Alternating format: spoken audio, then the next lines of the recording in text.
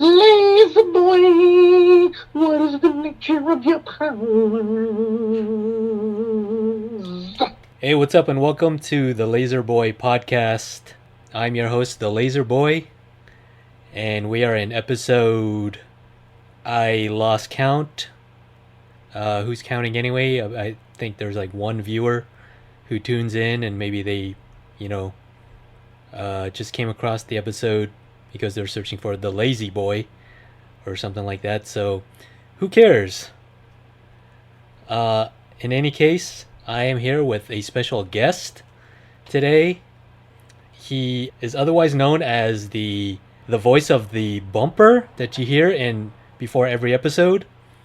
He is my good friend and fellow film school nerd and all around film and comic book nerd. He is my good friend Stephen Bess. How are you doing, Stephen? Um, well, right now I'm having a couple of mixed feelings.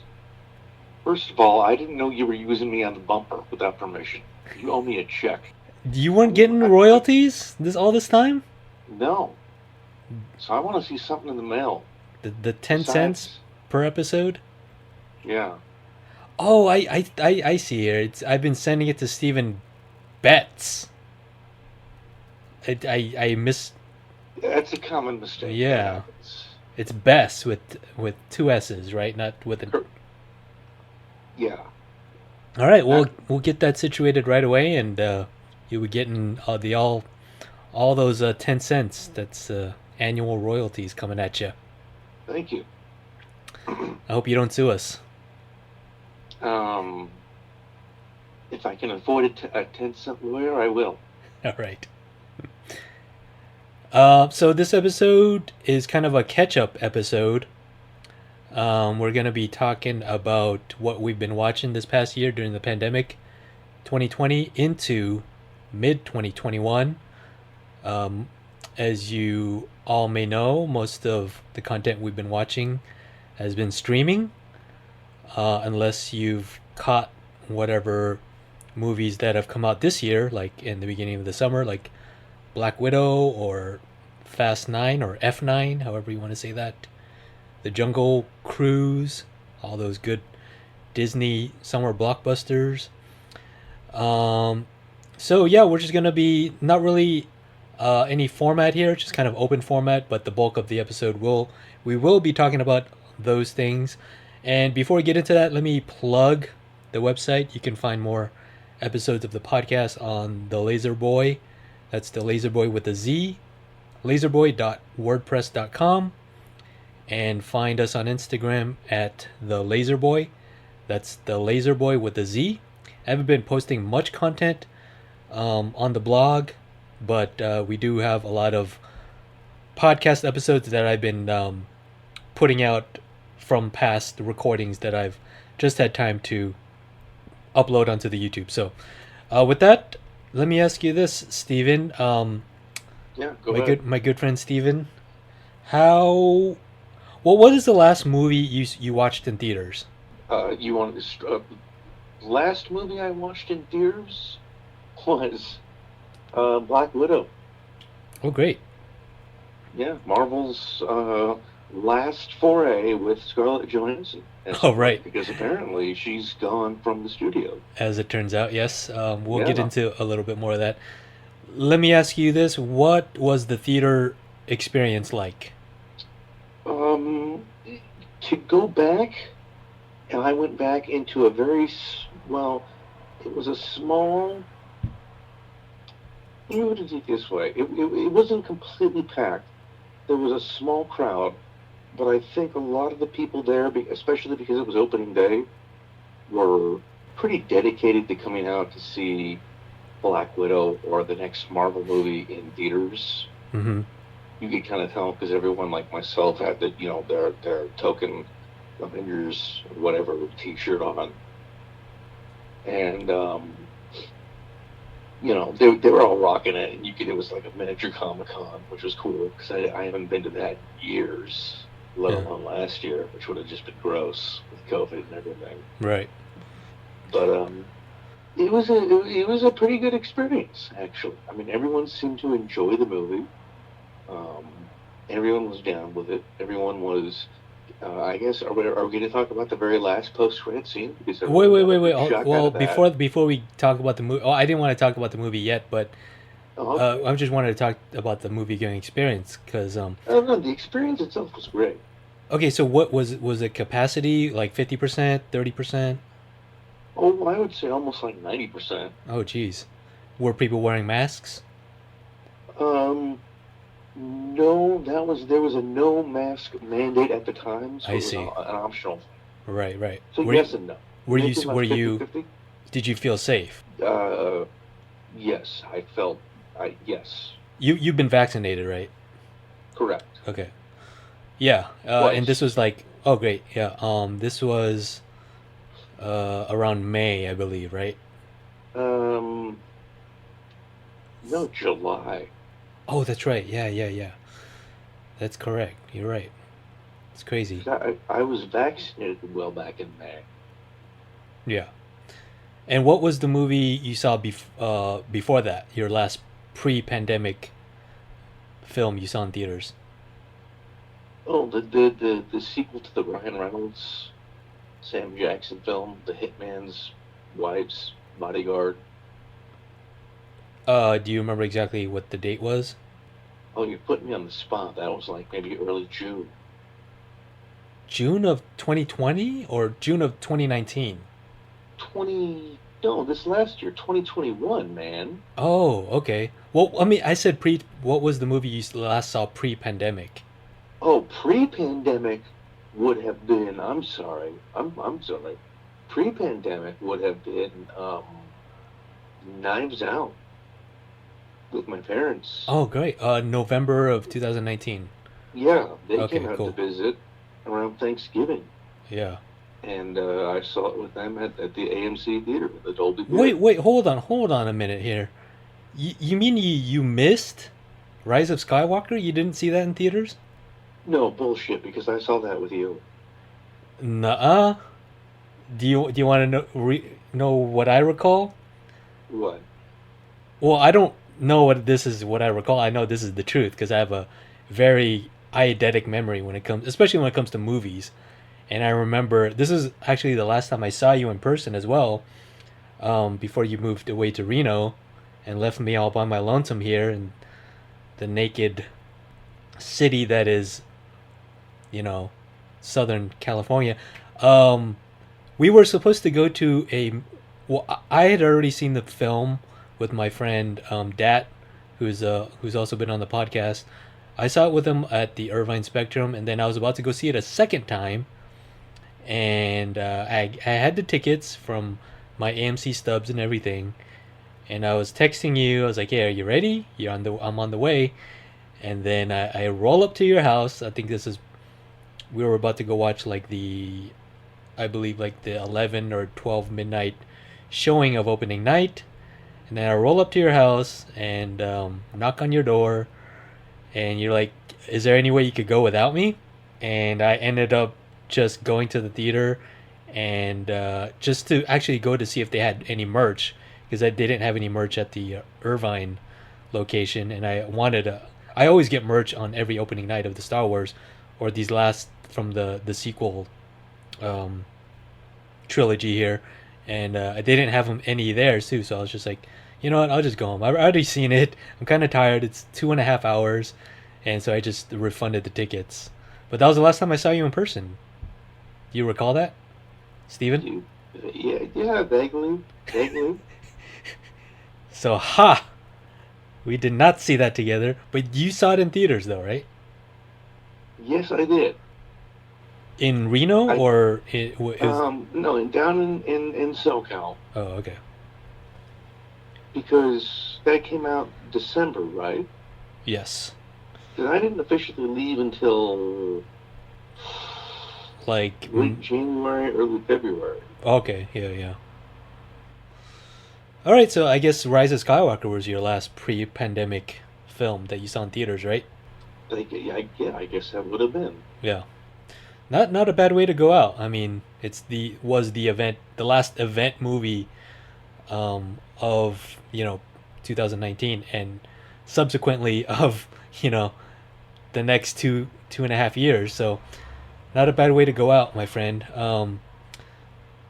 I believe my film was Bad Boys for Life. This was mid-January, and this is still when I still had the AMC stubs, so I could watch Okay. a movie a week. No, three movies a week for free, right? And it could be on any premium screen. It could be IMAX. It could be the Dolby Theater, Dolby surround system, right? And I remember that I went on like a Monday or a Tuesday night, and it was empty. And I remember a couple coming into the theater. This is one of my pet peeves is when I used to go to the theaters alone, and when I see people coming late, I'm like, please don't sit near me. Please don't sit near me. Please don't sit near me. And they always sit And they always fucking invariably always fucking sit in front of me and talk. Yeah. This is what I don't miss about going to theaters. Yeah. I'm sure you have that problem too. Some shitty gravitational pull thing. Tell me that story again about real quickly about Kill the Bill? couple. No, the couple that talked when you were watching Once Upon a Time in Hollywood. Oh, um, wait, was that at the New Beverly? No. That was when we saw it on your birthday. But you told me the first time you saw it, like there was a couple near you, and they just kept talking, and one of them was like, "When is it? How long is this movie?" And then like, you just like turned to them, like kind of fucking snapped or something. You know, I've done that in so many movies. I don't remember. One of the times I do remember was in Avengers: Age of Ultron. Okay. I think it was at the Irvine Spectrum. Uh-huh. So where they had like the 21 theaters, and it was one of the huge one. Like, I think it was probably the IMAX screen. Right. And everyone in the movie, from like the second we got in, were like on their phones, and texting and tweeting and doing all that jazz. And it just was annoying the hell out of me because I was so looking forward to the movie. Mm-hmm. And it's kind of that thing like started to turn into Jack Nicholson's The Shining. I started to twitch, around my eyes, my eyebrows kind of crooked and everything, and I'm like really far up in the back row. And the scene where Vision comes to life, everyone's just like, one person in the theaters, and like, oh my god! I mean, sincerely, like, oh, who is that? I'm like, why don't you just shut up? What can I say on this podcast, by the way? No, yeah, you could curse. Oh, okay, great. Why don't you just shut the fuck up, watch the goddamn movie, and maybe you'll find the fuck out. Yeah. Sit down, fucker. Yeah, that's a troubling aspect of movie going experience, but that's you have to take the bad with the good. Yeah, I mean, especially because then security came and I got beaten savagely, Right. so savagely. I mean, Outside the theater. I get it. When I go to the theater, I make I make that compromise. I'm like, I don't own Well, I this don't think theater. it was This that isn't way. my property. This isn't my living room. So I Right. have to, be aware of that. But at the Right. same time, some people are just unbelievable. You know what I mean? It's just I can't cope with that, and that's one of the things I do not miss. And one of the things that Honestly, are going to give me one of the things that's going to give me anxiety if I do return to the theater is looking forward How to do that. yeah. Go ahead.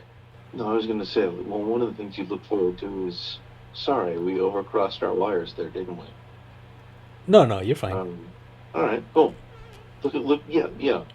I even have some anxiety about like going back to movies and social settings because it's like I don't know how to perform in this scenario anymore. Mm-hmm.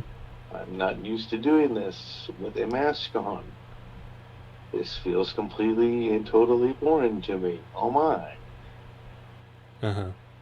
Well, that's why the reason I asked you about your theater going experience with the Black Widow. Did you not feel like you could be yourself in that screening?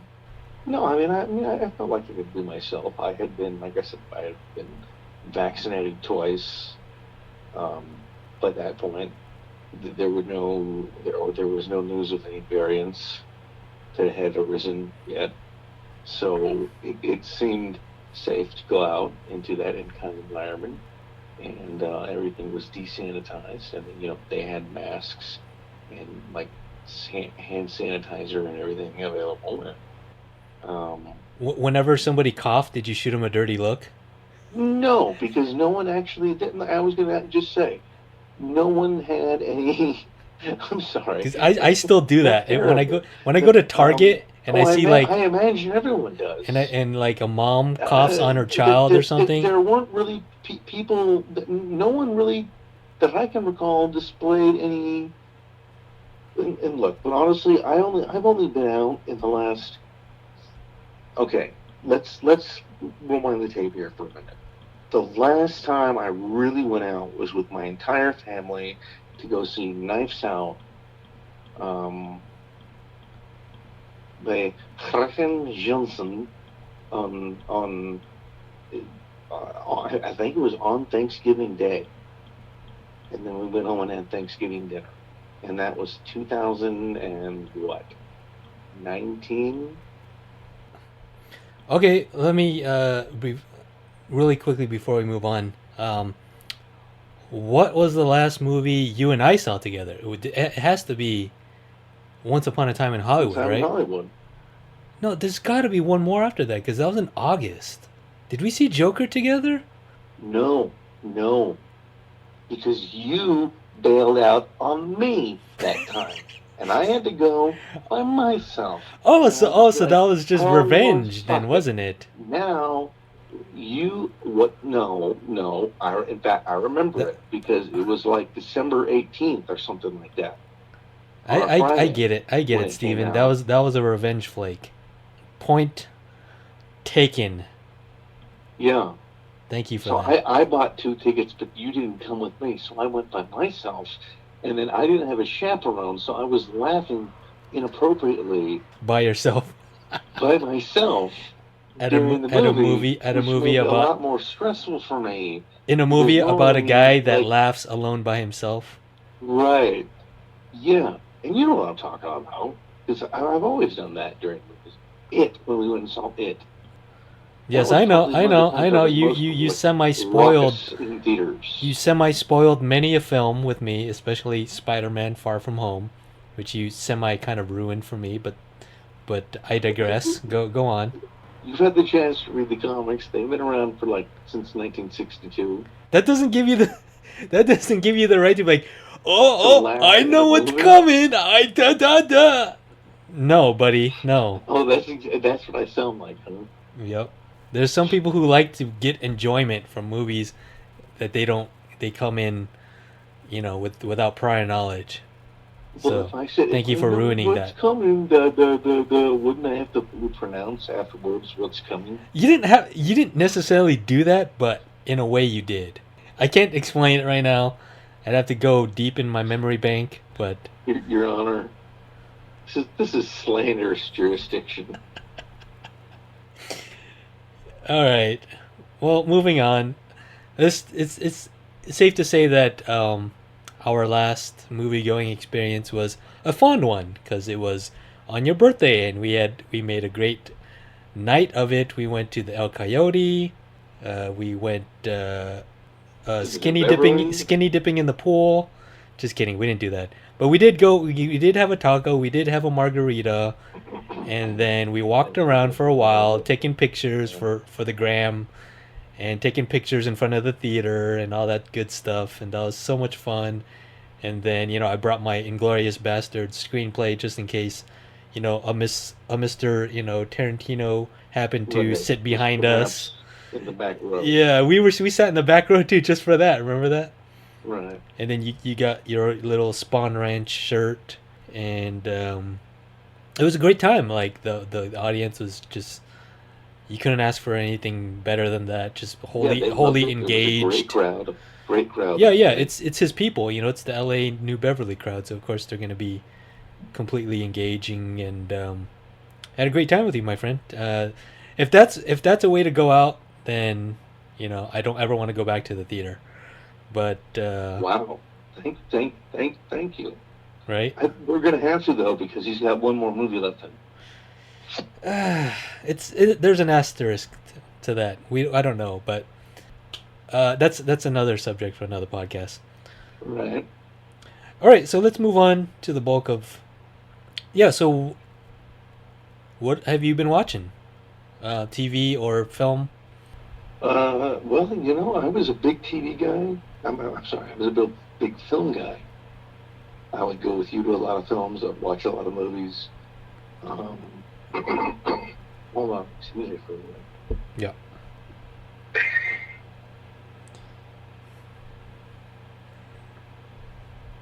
Choking on a chicken there. Yeah. All right, ask me again. Go ahead. Start over, like really quick. Oh, I was just asking, what have you been watching recently? Streaming Well, or otherwise? besides streaming, not a whole hell of a lot. I mean, I think I've been to the movies twice, but well, you remember even before COVID, I had like what 500 DVDs on hand. Mm-hmm. So I've got a pretty extensive library of movies here at home, plus all the streaming channels on like Disney Plus, HBO Max, Amazon Prime. Yeah, why don't you tell me No. what you've been watching on Disney Plus? Well, all the Disney shows, as you can imagine, especially the dun, dun, dun, dun, Marvel series. That man next to you, he's your brother. That woman over there, she's your sister. Higher, further, faster, baby. That's right. We're all part of one universe Wakanda forever! that moves ever upward and onward to greater glory. Yes. Not to be surprised. What about you? What have you been watching? Yeah, the audience doesn't know, but we both know that every time a new Marvel series comes on Disney Plus, we always text each other like, thank you, by the way, for every time before you text me about it, you're like, have you seen this episode yet? So, and just in case you don't spoil it for me, I appreciate that. It's very sensitive of you for my, Thank you. spoilery. See, I do try. Despite myself, sometimes I spoil, most times I don't. Yep. After the whole, Spider-Man Far From Home debacle, Right. you've definitely learned your I lesson. So definitely learned my lesson. I, Yeah. I appreciate that. problem. But yeah, it's always great to talk to you about all the shows. So starting with WandaVision earlier in April, I want to say, right, of this year. Oh man, And- I think it seems like it was earlier than that, but it might have been. Yeah, well, actually, no, I think you're right. I think it was January or February. Yeah. And then Falcon and the Winter Soldier was like, Danger. what's that? I was just we both said Falcon and the Winter Soldier. Right, yeah. I think that came out around like April or May, I want to say. Right. And then Loki just recently wrapped in July. So, man, that's 3 great shows of content. Yeah, they're- back to back to back. Right, and they're just like kind of making up for lost time, right? Because 2020, there was supposed to be Black Widow, Shang-Chi, and the Eternals, and even Spider-Man. So like, there's supposed to be like 3 or 4 movies, if I'm not mistaken, in 2020, and they're completely like making up for lost time this year. And even Right. those movies are coming out this year as well. Shang-Chi is kind of up in the air right now with the Delta variant shutting things down once again. So Yeah. I think that may be maybe like a limited theatrical release, and then it'll probably be dumped on Disney Plus. Yeah, I think Unfortunately, they're gonna- right? They're gonna have to do a repeat. This. Yeah. So what would you think of the 3 shows of those Marvel shows? I've really enjoyed all 3 of them. I would say that probably my favorite was Loki. Mm-hmm. because I've always loved that particular character. I mean, not just since like the beginning of the MCU, but since I started reading comics. Loki was always, well, he's the god of mischief, so he was always that lovable rascal that would pull pranks on people, even if that meant stabbing them in the back at inappropriate times. Mm-hmm. Which is like a really cool thing to grow up reading. Along with Thor and Heimdall, Idris Elba, and Lady Sif, and just Jack Kirby's art on the whole. Thor comic really made it. It just popped. It just looked beautiful. Like Taika Waititi, I think, did a great job of recreating with Ragnarok, and I think he will again with Love and Thunder. Mm-hmm. But Loki for me was the most fun. I really enjoyed Owen Wilson. I've always been a fan of his since Bottle Rocket. Yes. Wes Anderson's, debut film. Yep. And I love him in everything he does. I love him in High Noon with Jackie Chan. I love him in Wow, deep cut.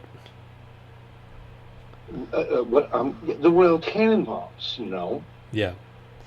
and Darjeeling Unlimited. He's great. He always he always looks exactly the same. He never ages. He always has the exact same inflection, like Christopher Walken. He always talks the same. He always looks the same. But it doesn't matter. His delivery is always perfect in whatever role he's in. Right. So I thought he was great in this as Mobius. Right. I really love the character of Sophie and the idea of a female Loki variant. Although your favorite is Alligator Loki. Right, right. Hold on, let me let me cut you off real quick before we continue. Obviously, there's going to be spoilers in case it wasn't that obvious. But that's from here on out, spoilers for Loki and all of the MCU shows. So, sorry, continue, Steven. Well, I mean, of course, Alligator Loki. Yeah. But no, I thought it was great in how it's really getting into the whole concept of, and I think all three shows have sort of had this at their core, virtual realities and time travel. In what? Time travel. Oh, time travel. Yeah. Which was a big thing with WandaVision because it went through, like American sitcoms decade by decade. Yeah. And we know that was all part of a reality eventually that she created. The overall context, should we say spoiler alert for the general MCU? Yeah. We're dealing with time travel now, baby. We got Kang the Conqueror. Right. He was in the last episode of Loki. Yeah. So. Yeah. Let me make a few points about what you just said. Yeah, I agree with everything you said. It sounds like Loki is your favorite of the three series. That sound about right? Probably. Yeah. Yeah, I think so too. I think it's. You know me, I've always been praising Loki and WandaVision because they're so high concept, right? And just their execution, their style, and their concept. So, and not to say that Falcon and the Winter Soldier wasn't that great. It just in comparison with these other two, a little, not as ambitious. I guess that's a better way to put it. But it was still fantastic, right? The reveal of again, spoilers for Falcon and the Winter Soldier, but the reveal of him as Captain America, which I remember you texting me saying, it's so obvious he's Uncle Sam, and I'm like, oh yeah, that makes a lot of sense. But he does have two nephews that keep referring to him. Yeah, as Uncle Sam. Wilson. Right. That's interesting. But yeah, the key to that show is definitely I had reservations going in just because I thought There's no way Anthony Mackie can lead. You know, like he doesn't have the Full charisma. mantle. He doesn't have the charisma of Chris Evans. And I don't think he could carry the show. You know, but it wasn't just him, right? It was him and Sebastian Stan, and their rapport is just fantastic, right? Just going back to Civil War when he was like, can you move up your seat?" And he's like, "No," No. right? And it's just No. like just their banter together is like that's what MCU does. They make you fall in love with these characters, and Oh yeah, absolutely. so that's been there, and then they just took it to another level with the plotting and where the legacy of Sam Wilson and Falcon, aka Captain America now, is going. So that's just fantastic as well. But yeah, going back to WandaVision, if Loki wasn't just so batshit crazy at the end, to me with all the the multiverse and that crazy like variant war on that Yes. what is that place called again, Steven? The where they like in the penultimate episode where like all the variants kind of battle each other. What's that place Oh. called? Where they die? Where they Oh, are that's pruned, fine. right? Well, they're pruned. Yes. What's Where all the junk goes. Yeah. What's that world called? I don't know. Okay. Well, while you maybe look that up, yeah, just that episode I thought was Let me look that up. yeah, for you, right? I thought that shit was insane. Like it was so incredibly ambitious, and I was probably um under the influence of something. I was probably like drinking, and I thought that was maybe the finale. It could have been the finale, but then I looked it up, and then I'm like, oh shit, this season is only. Oh, actually, I thought there's gonna be more episodes. I thought it was gonna be like eight episodes, like Falcon and the Winter Soldier, and WandaVision. So I was like, oh man, if it's this crazy in episode 5, where are we gonna go next? And then episode 6 when we saw Kang, and it was kind of like an epilogue episode. I was like, holy shit, that was the penultimate episode. Like, what a way to go out. And yeah, if it wasn't for like how crazy shit is ramping up in the MCU right now, I think my favorite would have been WandaVision. But as it turns out, WandaVision kind of introduced all of that, all the multiverse stuff, self-contained within Wanda's kind of world that she created, that pocket world that she created, right? Yes. And it's so crazy that that show could only exist on TV, right? Because of all the tropes, all the Leave It to Beaver episode, the Malcolm in the Middle episode, the all those different eras that they jump around in, and every episode is like of that era, So I thought that was just pure genius. Kevin Feige again just knows no bounds. His brilliance knows no bounds, and I can't praise him enough. Can't wait to see where it goes next. Multiverse wise, I know Shang-Chi is like time wise, timeline wise is not like up to date, right? It seems like. Well, I don't know. I don't want to speculate too much because that's just jumping way too far ahead. But yeah, I can't wait to see what happens in Doctor Strange, the Multiverse of Madness, and then even I think my most anticipated film of the year is definitely going to be Spider-Man: No Way Home because of just all that casting news, rumors, like of all the different Spider-Man of different eras, the Doc Ock, Alfred Molina that's confirmed to be cast. All that stuff is just they don't need to even market that. Like that casting news is hype in and of itself, and that's just fucking genius, man. Do you know what I mean? Absolutely, it is. Sorry, I was trying to look up the planet. Yeah.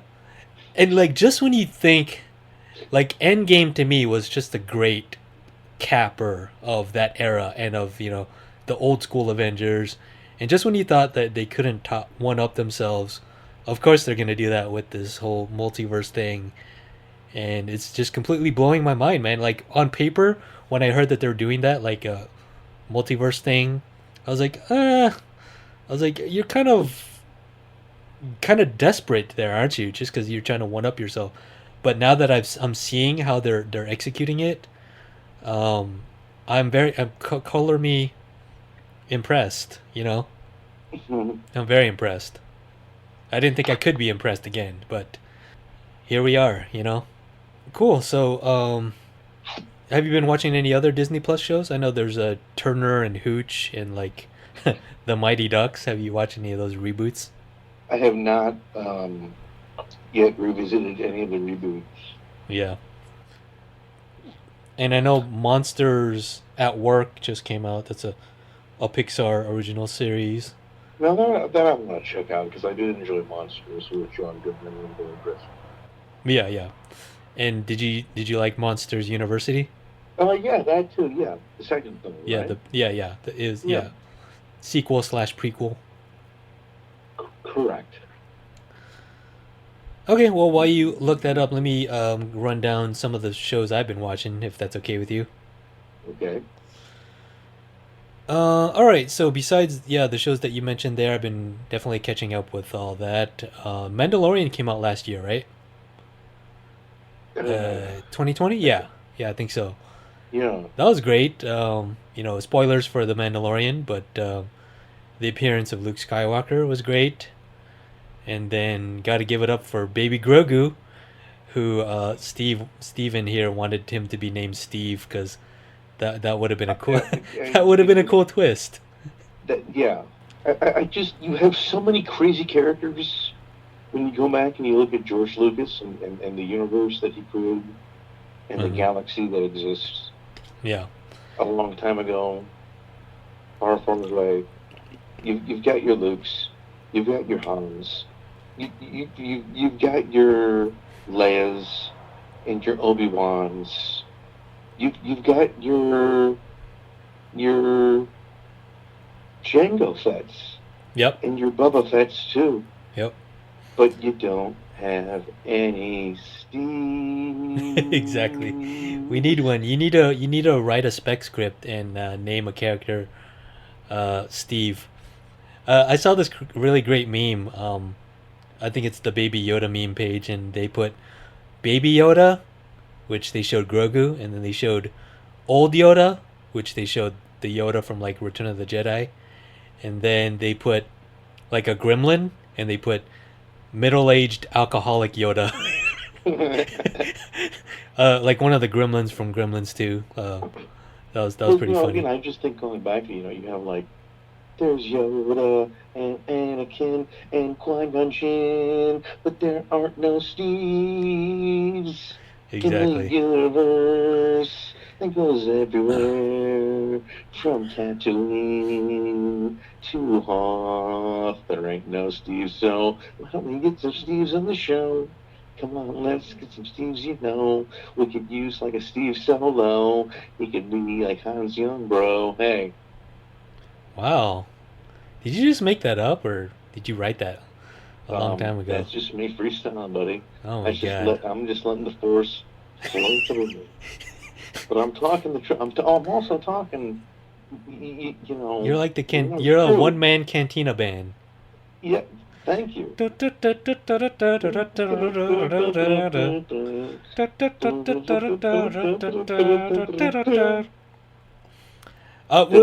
quickly, let me just finish my thought on the Mandalorian real quick.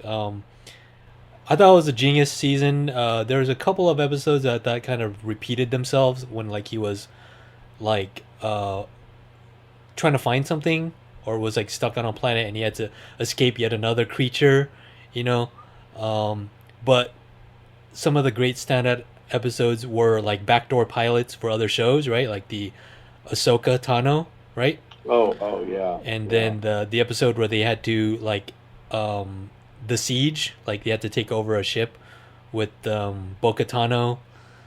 But now I told you to watch the Clone Wars. Yes, I still haven't watched it. I will watch it. Don't worry. Okay. So that I mean again because that's all about. It's very important. I know. Ahsoka and Bo-Katan and Pre Vizsla and. Okay.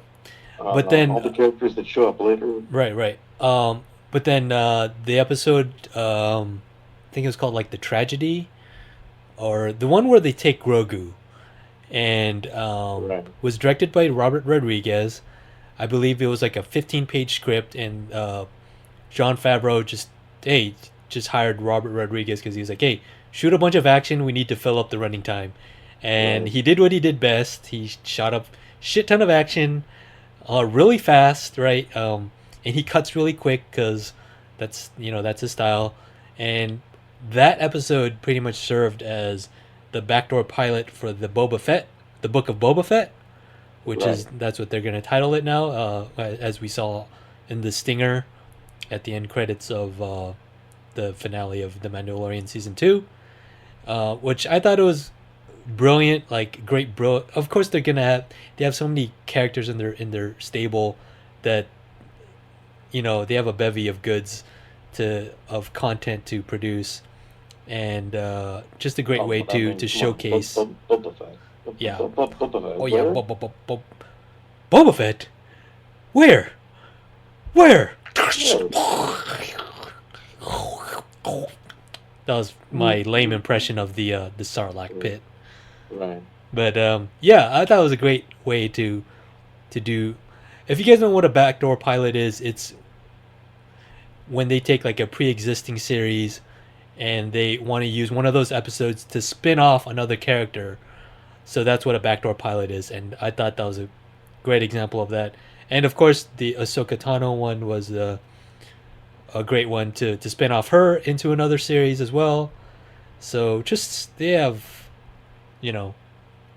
again, unlimited resources of characters to tap in from now, and it was a great time to bring that too, because I was like end of 2020, people were so depressed, and we needed some Star Wars, baby, and we got it. Oh, and quick shout out to the first episode as well, where we saw Timothy Oliphant as the marshal, I believe, right? Yeah. He was like overgrown. He looked like that was like the Boba Fett suit like didn't fit him, right? They have to work with the Great Dragon. Yeah. They have to kill the Great Dragon. Right. Yeah. It was great because that's what I love about it. Every episode is based on sort of a classic, Hollywood movie. Yeah. If you look at it. Yeah. Like the Seven Samurai was one of the first season, right? Samurai was one of the episodes In the first season. Wild Bunch, the first season, another one. Yeah. In the second season, remember the episode where they're on the freighter and they're trying to steal the fuel cells? The siege, yeah. The siege. Yeah. That was great. Go ahead. No, I was agreeing with you. That was great. Have you ever seen The Sorcerer? William Friedkin? William Friedkin's. There you go. William Friedkin's The Sorcerer. Oh, okay. I've never seen it, but they're going across the jungle or a jungle terrain, carrying nitroglycerin, and it's like the opposite of speed. If we go above 30 miles per hour, this whole thing blows up, man. We're dead. We gotta stay low and slow. Right. Oh, that's cool. Awesome. So anything else you want to mention about The Mandalorian? I'm looking forward to season 3 and 4 and everything else they do beyond that. Looking forward to the Book of Boba Fett, into the Book of Boba Fett. The Ahsoka show. Yeah. I mean, they have our attention. Like you said, not only do they just have these unlimited amount of franchises, a lot of the ones that they do have and they're going with and filming have a lot of unlimited potential, I think. Right.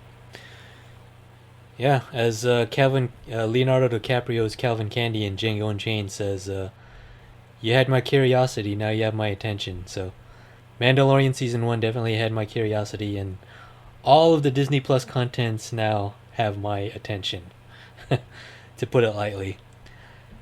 Let me talk about real quick. Oh, is there any? What else have you been watching, Steve? Well, any of the new releases that have come out on. Again, I've been trying to stay at home and just do the whole self-quarantine thing. So we've been doing HBO Max. So the Zack Snyder cut of Justice League. Oh, right.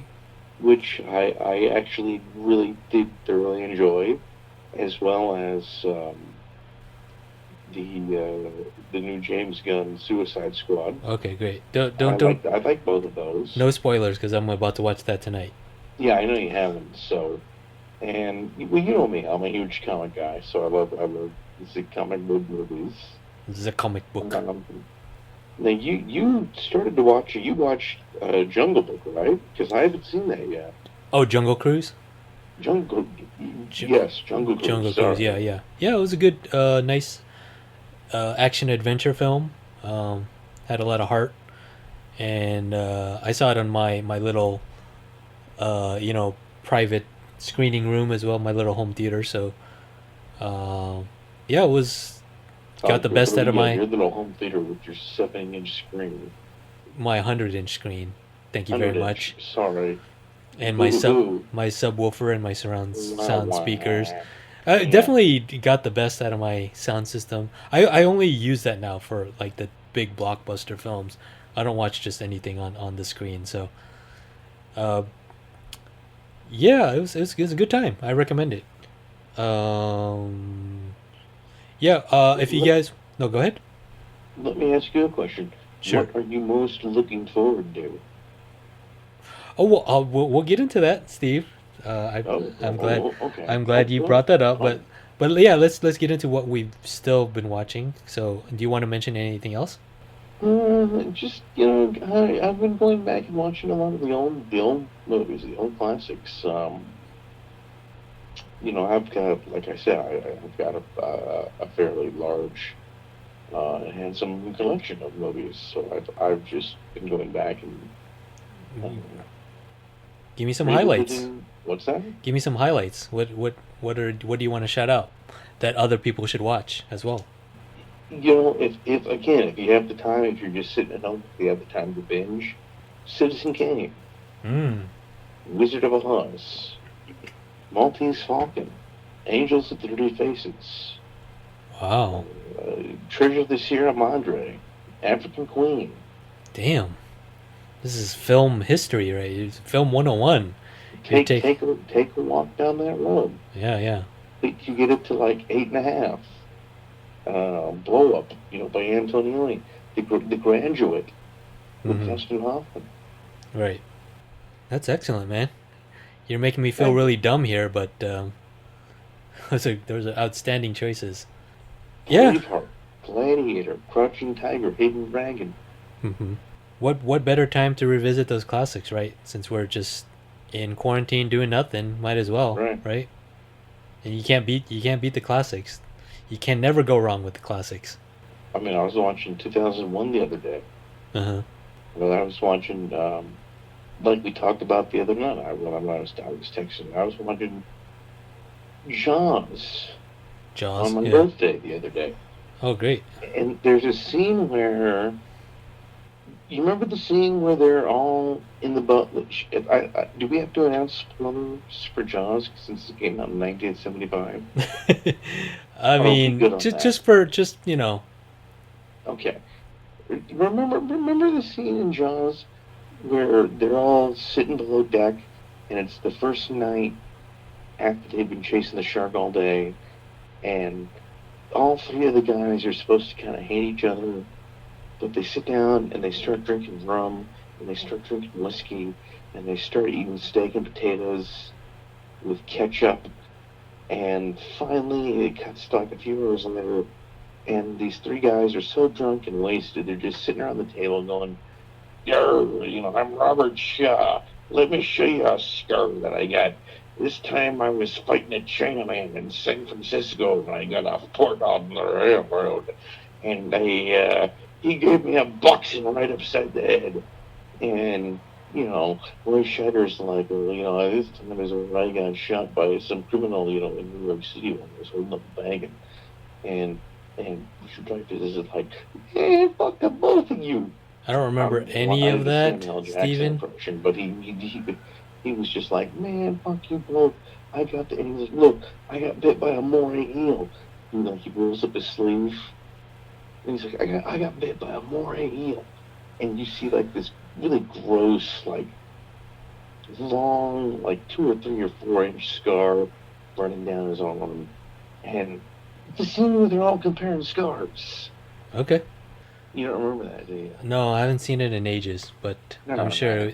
I'm sure it did a lot. It was very well done to build suspense and character, and Spielberg is a master of that. So I don't doubt it.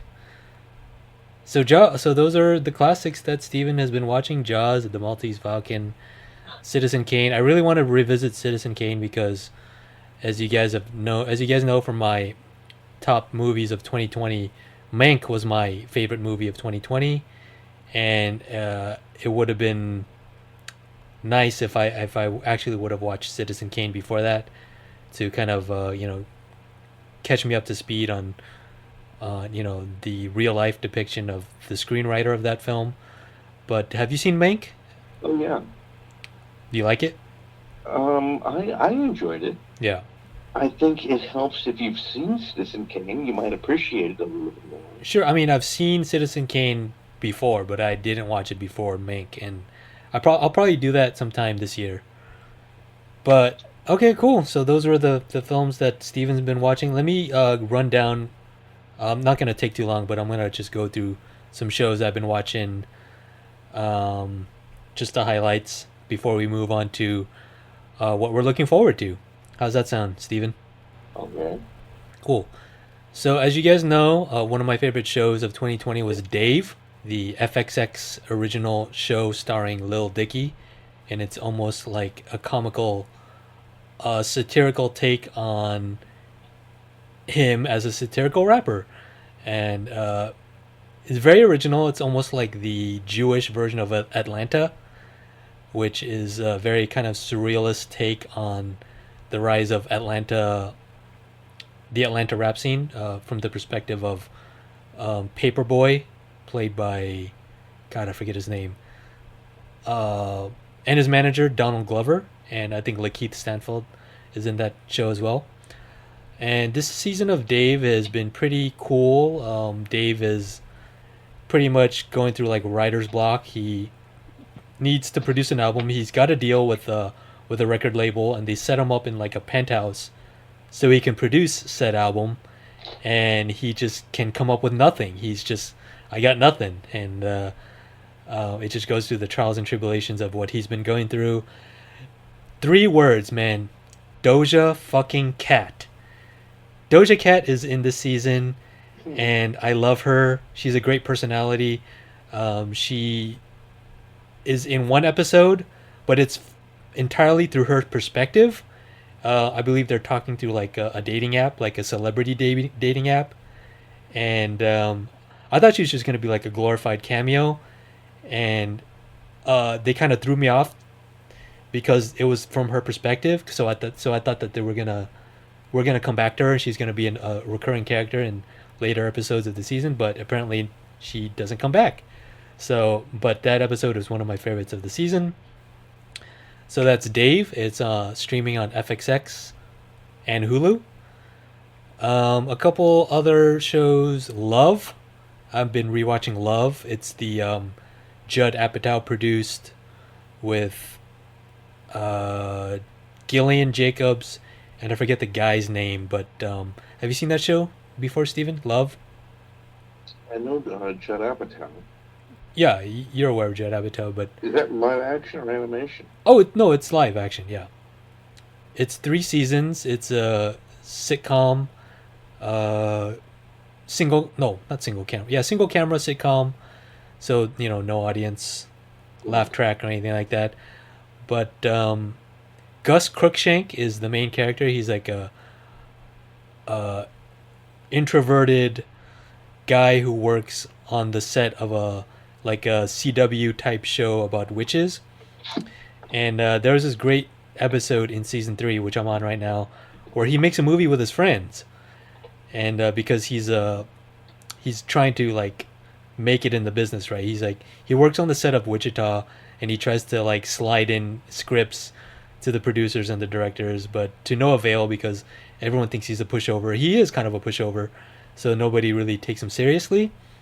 So he writes and directs this like erotic thriller, kind of like in the vein of like Fatal Attraction and Basic Instinct, right? Like a genre that's completely dead now because of porn and the internet. Um, but it's very interesting. It's almost like that movie, Living in Oblivion, where like Murphy's Law, everything that can go wrong will go wrong. And but it's cool because he's doing it with his friends, and like he knows all the friends, and they know all the, like these intimate details about each other, and he can't like he's stuck in like this weird predicament, right? Because he can't be the best director he can because he can't be a dick, right? Because they're his friends. So I guess the message of that episode at the end is like he couldn't get a take that he wanted because he was like, you know, I can't really demand anything from them. They're working for free, and they're doing me this favor. So he kind of tries to find like this middle ground of like, guys, I know like we're going long, and I know you guys want to go home now, but I really feel like we need to finish this scene. We need to get it so I can feel better about myself, and you guys could feel like, you know, you can do your best work, kind of thing. I don't know. I'm not doing the scene justice, but it was a very interesting message about, you know, working with friends and making a film with friends. You know, so Well, I think when they're really good friends, they'll understand if you just walk up and taser them behind the left temple. oh yeah, 'cause- Approximately, in that region. Let them drop and flop on the floor for a couple of minutes, like a dead fish out of water. Just, right, kick them a couple of times, stomp their teeth out, call wardrobe with makeup, say, hey, clean this shit up, and be like, look, do you want that to happen again, Joseph? right. You gotta set an example for the rest of the crew, right? Do you want to fall down? Do you want that to happen again? Right. Or I think do you you're want you're to stay missing safe? you're missing the point there, Steve. If you But, want to stay safe, just read the lines as they are in the screenplay. all right, I guess that's what you would do in that situation, right, Steve? Different methods. Let's just say different methods. Right. Different strokes for different folks. Yeah. Okay, so that's Love. That's streaming on Netflix. I think the last season aired like in 2018 or something like that. So it's kind of old, but it's a classic for me. I remember watching it like only once. So rewatching it now, I'm like, I forgot that happened, and I was like, oh, it's like watching it again for the first time. And lastly, I've been telling Steven to watch this, but he's busy with his Marvel video game, which is fine. But I've been telling him to watch BoJack Horseman because I've been all about the life of, because I've been writing a screenplay that's kind of like the poor man's Entourage. So I've been trying to get inspiration about the industry any way I can. Phobia of horses, man. Say it again. You know that I have a phobia of horses, right? You have a what course? Phobia. Oh, Phobia. Of what? Horses. Of horses? No, I did not know that. Right. I'm so sorry, Steven. I didn't. You don't have to watch another episode anymore. Well, actually, normally it's just really pertaining to being around or riding live horses. Oh, okay. Animated ones, not so much. Animated ones voiced by Will Arnett. You're fine, right? Yeah, Okay, great. right. Well, if you guys don't know, BoJack Horseman is a farcical kind of satirical take on the film industry of celebrity culture of Hollywood, from the perspective of anthropomorphic animals. Did I say that right? Yeah, no, Okay. Yeah. Anthropomorphic People animals. being anthropomorphized Yeah, anthropomorphized animals. to walk and talk like humans. Yes, exactly. It's hilarious. It's very absurd. It's very surreal. But the most recent episode I want to point out is one of the last episodes of episode 3, and minor spoilers for BoJack Horseman. But at this point of the season, BoJack has been nominated for an Oscar, and he found out that he wasn't actually nominated, and he goes on a bender with one of his former child actors from the 90s sitcom that he was famous for. I forget her name. Something May. Anyway, so they go on a bender, and the episode is structured very uniquely in that it's like 24 hours in the day of, right, Steven? Yes. However, because they're on a bender, time moves much more fast. Differently than you would Yes. assume 24 Yes. hours is. So Yes. it probably might only be 16 minutes. Right. Well, in this case, it takes place in 2 weeks because they're going on an adventure. They're going on a bender, and then BoJack is making amends. So he's going to all the people he's wronged while he's high, while he's drunk, and he goes to. At one point, he goes to one of his. I think it's his publicist who kind of failed him because she didn't get him the Oscar nomination, and he goes to her, and he's like, I'm sorry about what happened, and blah blah, blah. And he blacks out. The whole episode is structured around his blackouts.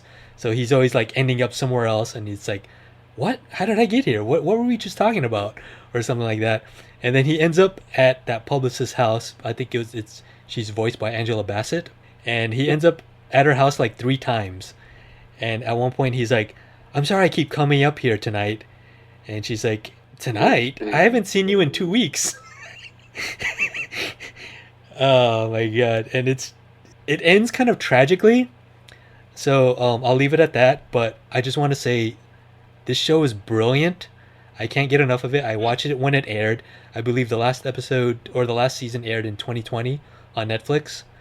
And rewatching it now is just such a breath of fresh air. Like, it deals with these themes of entourage, right? Celebrity and but in a much more sophisticated and mature way, right? It deals with, addiction and drug abuse and depression and what happens to a star when they lose the spotlight and they get the spotlight back, and then they don't want to be famous anymore. And what happens when you what is happiness? It's just a feeling before you want more happiness, right? That's what Don Draper says. It's super uplifting. Oh, thank you. I know. Am I selling it yet? Oh, I think you are. Yeah. Okay. Well, I mean, this is the kind of shit that I like. I'm a masochist, so. But it's portrayed in a very kind of quirky and I can't think of the word right now, but I said satirical before, but. Bohemian. The word will come up to me later, but it's just very tongue in cheek, right? Very self-referential. It is a funny show. Yes. It's dark humor. Yeah, that's it. Thank you. Dark humor, self-referential. Like to lurk in the shadows. Yeah. Dark humor. Thank you so much. It's not a very complicated word or term, but it eludes me. But thank you, and that's BoJack Horseman. It's streaming on Netflix right now. Watch it if you want to be depressed and laugh a few times. All right, so shall we move on? I think we've all done over the last year. Exactly, right? We're depressed, followed by sporadic burst of laughter. Well, that's why I have K-pop. K-pop has been a ray of sunshine for me. I don't want to talk about that because this is a film podcast, but I want to say, I know it sounds cliche, but it saved my life. In particular, a group called Twice, a girl group. They're such a ray of sunshine to me, and I can't get enough of. I love them so much. Like, I can't tell you. Number? Oh, they're like in their mid-20s. Okay, good. Yeah, but ask me that question again that you asked me before, Steven. How have you been doing?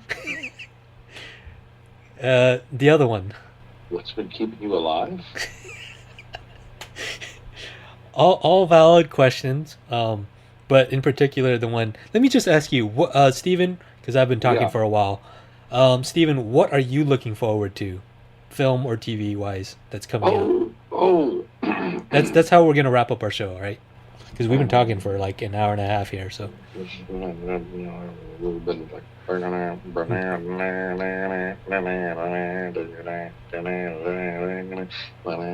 James Bond, James Bond, No Time to Die. The last. Oh man, yes, I'm looking forward to that too. What about it are you looking forward to? Just that it's going to be the 25th James Bond film, and it's going to be Daniel Craig's last film, and generally, they all age like a fine liquor. Is it safe to say that you're a James Bond fan, Steven? Does that well, yeah, I think it should, yes. Do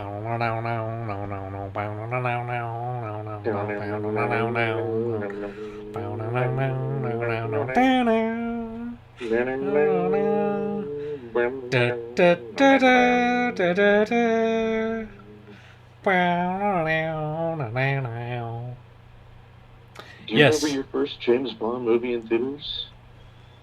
It was Young one? probably Tomorrow Never Dies or Goldeneye. Ooh, ooh, ooh. One of the farcical Pierce Brosnan ones where he like jumps off a helicopter and onto like a skiing slope. That's how ridiculous it got, but it's still nostalgic to me. I still like it. Okay. What That about you? almost sounds like The World Is Not Enough. Okay, that was Is your that first it? one. With Sophia Loren? I believe so. Yeah. What was your first Bond movie you saw in theaters? Um, Jesus. The Living Daylights with Timothy Dalton. Which one was it? The Living Daylights with Timothy Dalton. Which was 1990. Oh, man. Was that the only Timothy Dalton James No, Bond? he did that, and then he did 2 years later License to Kill. Ah. With the Then was Duran Goldeneye. Duran song, right? What's that? The Duran Duran made the title track, right? That was A View to a Kill. Ah, so close. Who's looking at you from a view to a kill? Pictures, pictures. Who did the Carly Simon? Which one was the Carly Simon one? Oh, Carly Simon was that had to be Connery or Moore, late Connery or early Moore. Okay. Um, Do you remember it well, in? we- Do you remember in Lost in Translation where that Japanese director was like, "No, Roger Moore, Moore, Roger Moore, no Connery." He's like, Roger Moore. "Hey, you don't like the Connery?" He's like, Roger Moore, Roger Moore, Roger Moore. Roger Moore. All right, we're just gonna go down a whole rabbit hole here, but okay, what else are you looking forward to before we get down too much of a rabbit hole? That I'm looking forward to Shang-Chi. Okay, I'm looking forward to what else Marvel's got coming out. when's the Eternals coming out? I think it's slated for November, but that may or could not change. Yeah. Depending on who knows. Yep, depending on that damn Delta variant, Yeah. Delta variant. Okay, yeah, those are on my list as well. I told you before, Spider-Man No Way Home is the top of my list. Oh, definitely. Yeah. Yeah. That just seems so fun. Any hope and dream. any other non-Marvel property you're looking forward to? What about Top Gun Maverick? If that gets released this year, If and when, that would be another good one. is Mission Impossible? No, they're still filming that, right? Right. I think there's still a possibility. I believe it'd be the 8th installment. Yeah, the last one was Fallout. That Yep. was Fallout, yeah. 7. Yeah. Okay, great. Is the Batman slated for this year as well, or next year? I think it's going to be for next year. I think they're going to push back for next year. Yeah, that makes But sense. that could be good. Yeah. That could be another extended one, depending on how they, interpret the whole Bat character. Right. And the villains. You got to get the villains right, dude. Huh? The villains. Oh, is it Penguin? Oh, it's going to be like everyone. Oh. Like Joker, Koopa, Harvey Dent, Two-Face, Calendar Man, Riddler, Scarecrow. It's gonna be crazy. All right, cool. I mean, that's all I can think of. There's no Star Wars movie this year, so I think they're taking a break from that for a couple of years, right? So Probably, yeah. yeah. Any interest in Free Guy, the Ryan Reynolds vehicle? Is that the one with Taika Waititi? No, it's like he is like he's like in a Gran Turismo kind of video game simulation. He's a character, or he's like a what do you call it? Like a CPU character, Yeah. and then he gets free will, I guess. Huh. You never saw a trailer for that? I have not. Okay. What's it called? Free Guy. Free guy. Yeah, Free Guy. Like when you win a free guy in a video game. You're Yes. Like, hey, you just want a free guy. Yep. But he's not like the player. He's one of like the Characters henchmen. in the game. Yeah, the henchmen or whatever. NPCs. Then he gets conscious or something. He's like, oh, Interesting. yeah. Interesting. Yeah. I think you'd like that. You're a video game guy, so. And we all know Hollywood never messes that up. Video game Right. adaptations. They're classics. Yep, Sonic the Hedgehog being one of them. Mhm. The John Leguizamo Super Mario Brothers was Oh yeah. unheralded Adam Sandler, classic. Let's not forget Adam Sandler's Pixels. Pixels. There we go. Right. Nice. And of course Mortal Kombat. It's cinematic classic right there. Yeah. Okay. Yeah. Street Fighter with Raul Julia Oh, and Jesus. Jean-Claude Van Damme. Jean-Claude Van Damme is Guile. Good God. He's not even American. Come on. Anyway, I think that should do it. Do you want to talk about any other movies you're looking forward to, or any final thoughts before we wrap it up, Steven? Final thoughts. America. I don't know about you, but I'm good enough. I'm smart enough, and gosh darn it, I'm handsome enough too. Yes, you I are. do this. For a minute there, I that's thought, the mantra. Wink, wink. for a minute there, I thought you were gonna do the Team America, the America, fuck yeah. America, fuck yeah. You remember that from Yeah, the America, South Team Park America. guys? Team America. Oh man, I love that show. The puppets with like Kim Jong Un was in it or something. Matt Damon. The Film Actors Guild, represented by Matt Damon. Man, I gotta rewatch that. All right, man. Thank you for having. Well, I was supposed to say thank you for having me, but thank you for being on the podcast, man. It's been a long time coming. Again, if you want to check out some more of our episodes, check out the lazerboy.wordpress.com. Check us out on Instagram at the Lazerboy. And before we exit, I have to ask you, Steven, we got to do the live version of the Lazerboy bumper. If you remember how you say it. Okay, how's it going? I believe it's Lazerboy. Hey, can you do that again? Do it one more time? Because I don't want to put my voice in it. One more I time. believe it goes the bumper. Yes. Right. Not the Lazy boy, what is the nature of your powers?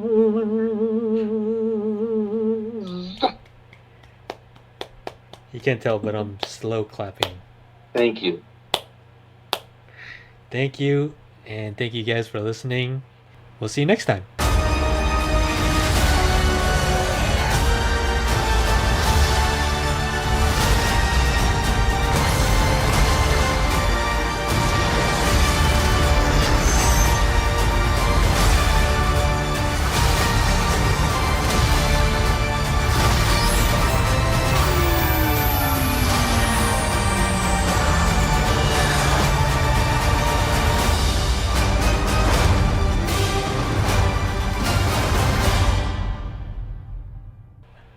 Hello and welcome. Oh my God! You fucking go. What? What do you want? I'm just saying. I hear you. Go ahead.